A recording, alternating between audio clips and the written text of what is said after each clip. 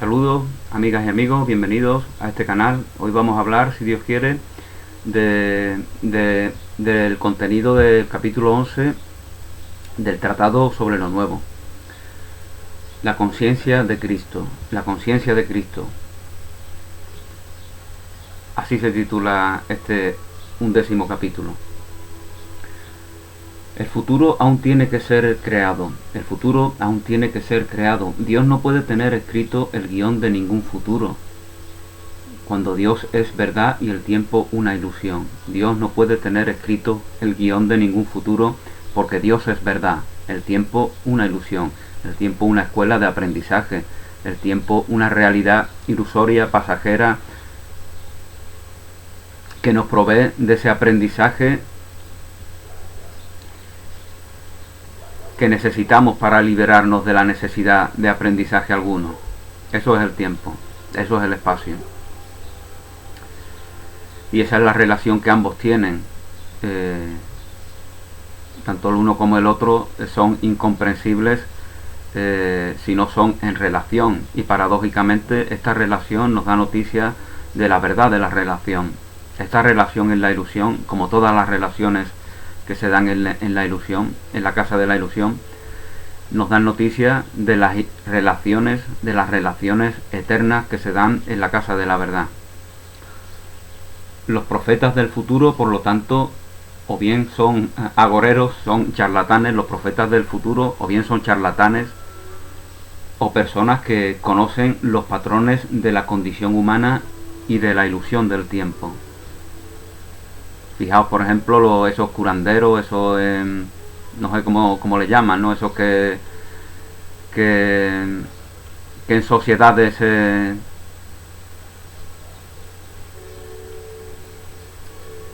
en sociedades donde se tiene mucha superchería, que no son precisamente las sociedades de Europa Central o de Europa del Norte.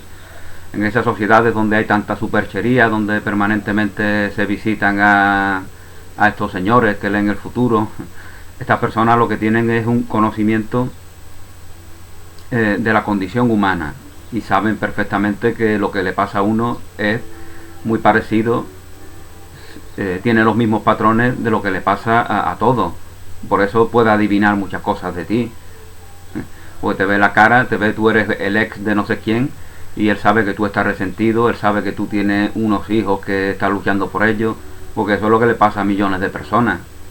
Y por lo tanto, como él conoce que los elementos que les pasan a millones de personas se repiten una y otra vez con matices muy pequeños que los diferencian a unos de otros, es decir, todas esas experiencias son entre sí más parecidas que diferentes, pues el curandero, el charlatán, el embaucador puede decir muchas cosas de ti y tú te sorprendes de que las adivines, cuando verdaderamente no es difícil adivinarla.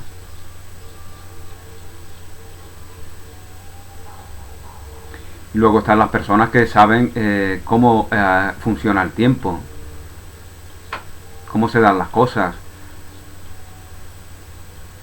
De la misma manera que hay personas que ven un capullo en una rama y no saben lo que es. Pues hay personas que ven un capullo en una rama y saben que ahí hay latente una mariposa.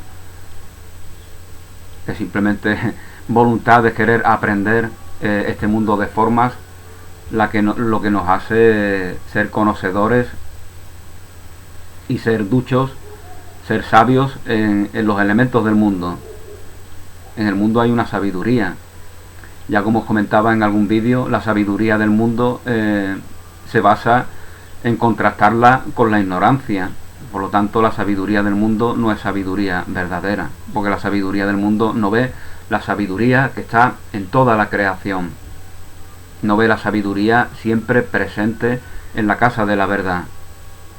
Lo que ve es un montón de ignorantes con los cuales nos comparamos para sentirnos sabios. Eso es lo que ve la sabiduría del mundo. Bueno, estos charlatanes, estos agoreros, estos embaucadores estos adivinos, lo que nos invitan es a la pasividad. Nos invitan a estar en una pasividad ante lo que nos tenga que venir, como si no tuviera que ver con nosotros, como si el futuro fuera como si fuéramos en un tren parado y mirando a los pueblos que vamos pasando, ¿no? No, eso no es así. Tú estás construyendo tu futuro conforme a tus decisiones, conforme a aquello en lo que inviertas. Ya inviertas en los mensajeros del amor, de la paz, de la bondad, de la belleza, de la creatividad, de la eternidad, o inviertan en los mensajeros que no te informan de eso, o inviertan en los mensajeros que te informan de la dependencia, de la pasividad, del rencor, de la ira, de las cuentas pendientes. Pues conforme sean tus inversiones, de esa manera estás tú construyendo, estás siendo arquitecto de tu futuro en el mundo. Tú estás construyendo tu realidad, en la cual se van a dar esas situaciones que te provean de las relaciones que tú necesites, que sean precisas para ti. Por lo tanto, tú las construyes ahora y siempre. Tú construyes siempre tu realidad. Delegar en un agorero, en un adivino, en un curandero, en un personaje de estos grotescos y propios de la superchería afín al catolicismo, porque hay que decirlo así. Esto se da en los países donde el catolicismo ha tenido una gran influencia. La superchería, la dependencia, la pasividad. Eso es consecuencia de ir a un templo y pensar que el señor ese de la sotana, tan femenina, por cierto, es una autoridad con respecto a nosotros en el cual nosotros delegamos. Pues si delegamos en él, vamos a delegar en otros también, en el curandero, en el adivino, en el hechicero.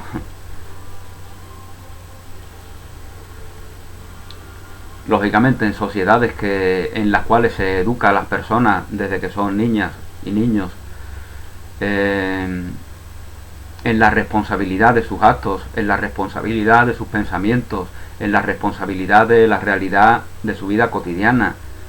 Si se les educa así, lógicamente no tienen la inercia a delegar en esa autoridad ajena a nosotros.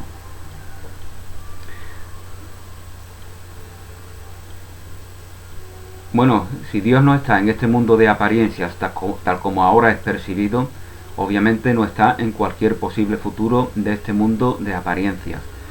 Si Dios no está en este mundo de ilusiones, interpretado sin Dios, obviamente en cualquier posible futuro de este mundo de ilusiones, Dios no está tampoco, porque esa no es la realidad en la que Dios crea. Dios está en la verdad, Dios no está en las ilusiones. En la medida en la que nos enfoquemos en lo ilusorio, pues nos estamos ubicando en una realidad en la cual Dios no está presente. Y en esa realidad, pues lógicamente recibimos el aprendizaje que debamos recibir, porque todos estamos destinados a reconocer a Dios en nosotros. Es decir, a reconocer la autoridad en nosotros y no a reconocerla, a interpretarla, a pensar que está afuera de nosotros. Eso es el mundo. El mundo es una permanente delegación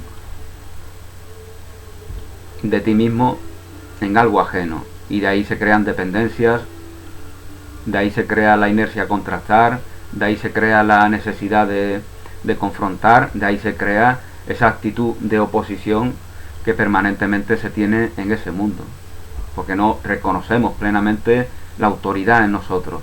Y fijaos que para esto no hace falta ni siquiera mentar a Dios, es igualmente válido para aquel que no tenga fe en Dios. Bueno, ya como os comentaba en alguna ocasión, una filosofía espiritual en la cual esté ajeno Dios, que no considera a Dios, puede hacerte llevar muy lejos. Muy lejos llegó Nietzsche. Bueno, todo el mundo sabe cómo terminó, ¿no? Y así le acontece a muchos filósofos, a muchos pensadores ateos, ¿no? Que llega un momento en el cual precisan de un comodín que no existe. Y Dios es ese comodín. Porque Dios hace juego con todo. Dios hace juego con todo. Dios permite que no te detengas en tu progresión espiritual. porque Dios es la única delegación que verdaderamente debes hacer, la delegación de ese Dios que es la autoridad que está eternamente en ti. Entonces ya tú no confías en tus fuerzas, que son limitadas, porque las fuerzas del personaje mundano son limitadas. Por eso se esfuerza, por eso tiene fe en el compromiso, en el sacrificio, etcétera, etcétera. Pero aquel que se acepta en su fortaleza infinita e incondicional, que no es la suya propia, que es la de Dios, la de aquel que nos cree en la eternidad, aquel que se acepta, que se reconoce y que comparte esa fortaleza, pues lógicamente no precisa de esforzarse, no precisa de sacrificarse, etcétera, etcétera. Bueno, como os comentaba, si Dios no está en este mundo, pues lógicamente no está en ningún posible mundo del futuro. Dios está en todo lo que veo, cuando veo en y desde la verdad. Dios está en todo lo que veo. Ama a Dios sobre todas las cosas. Así nos decía Jesús.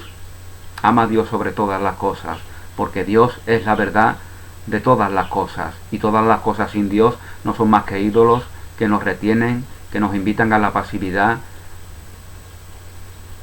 que nos proveen de situaciones dolorosas, que nos hacen sentirnos culpables, que nos hacen permitir que el miedo determine cuáles son nuestras emociones, es decir, cuál es nuestro motor que hace que nos movamos por el mundo. Esas son las emociones, aquello que nos mueve en nuestra vida cotidiana.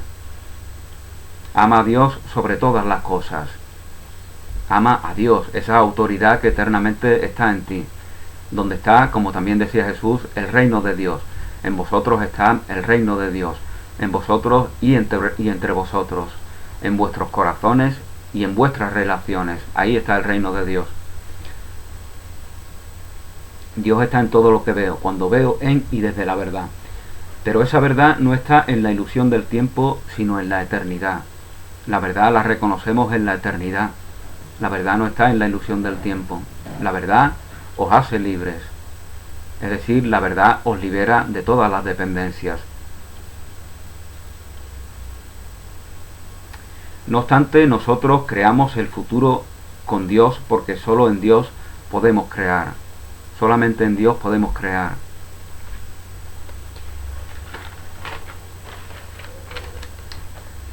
Bueno, el futuro ya, como os comentaba, como se nos habló en algún vídeo, en algún capítulo anterior, el futuro está siempre aquí, siempre está en el presente. De la misma manera que la mariposa está latente en el capullo y es una manera de estar en todo su esplendor. El que la percepción humana no esté capacitada para ver esa perfección de la mariposa en el capullo, eso no significa que no esté ahí. Pues de esta misma manera acontece con todos los futuros posibles. Todos están aquí. Todos los futuros posibles y todos los pasados posibles. Porque son exactamente lo mismo. Pasado y futuro son lo mismo. Por eso podemos cambiar el pasado. Por eso ya os ponía el ejemplo de aquellos practicantes del Ho'oponopono que se reúnen para orar por la sanación, y su oración permite que sanen personas que están en el pasado, porque se tiene conciencia de que eso es posible,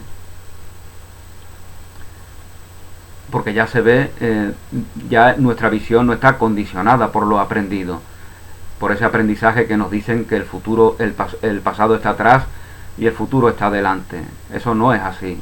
Eso es así para la percepción humana, pero la percepción humana está condicionada, no es incondicional.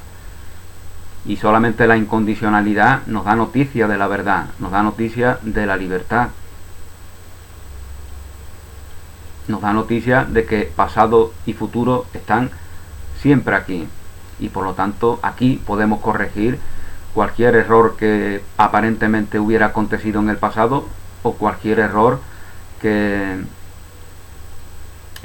pensamos que pudiera darse en el futuro. Aquí lo podemos sanar, corregir, siempre aquí, siempre en el eterno presente de la vida, siempre aquí y ahora. El futuro depende de ti, que estás dispuesto a dejar atrás el aprendizaje y que estás dispuesto a aceptar tu nuevo papel como creador de lo nuevo, como creador del futuro. ¿Puedo yo enseñarte a hacerlo?, nos dice Jesús en este 11º capítulo. Querido hermano o hermana en Cristo, al igual que tú una vez dimitiste como tu propio maestro por propia voluntad, al igual que tú dimitiste como tu propio maestro o maestra por propia voluntad, yo, Jesús de Nazaret, ahora dimito por propia voluntad como tu maestro. En la unidad, los maestros y los aprendices no son necesarios. En la unidad no son necesarios los maestros y los aprendices. En la unidad compartimos amorosamente todo lo que podemos compartir en esa conciencia de unidad. El amor se comparte, se relaciona sin ninguna interferencia, sin ninguna dependencia, sin ninguna condición. Eso se da en la unidad. Por lo tanto, ya no tiene sentido esa jerarquía transitoria que llamamos magisterio. Ya no tiene sentido de que haya maestros y maestras en la unidad.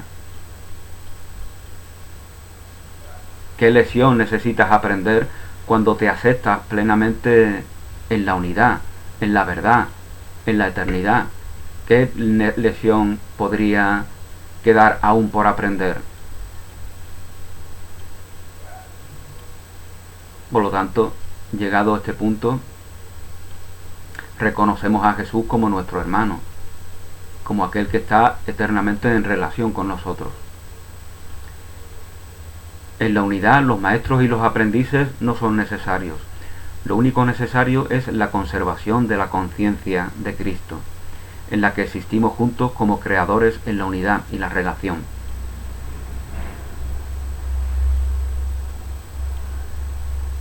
Por lo tanto, voy a terminar este tratado con un preludio del compartir, que es nuestro medio de comunicación y creación.